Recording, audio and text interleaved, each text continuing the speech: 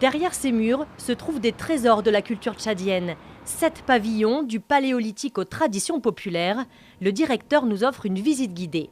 Ici, on est dans la salle Toumaï. Suivez-moi s'il vous plaît.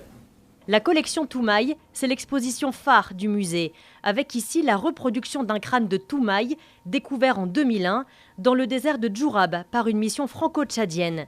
Et le directeur souhaiterait présenter davantage d'œuvres originales dans ce musée. Le retour des œuvres d'art du Tchad présentées donc dans les musées étrangers, notamment en France, sera très bien accueilli au Tchad.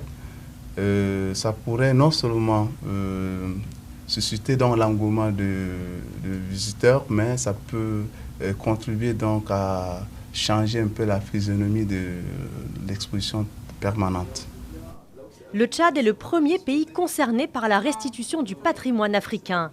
Selon le rapport Sar-Savoie, plus de 9000 œuvres d'art tchadiennes pourraient être restituées.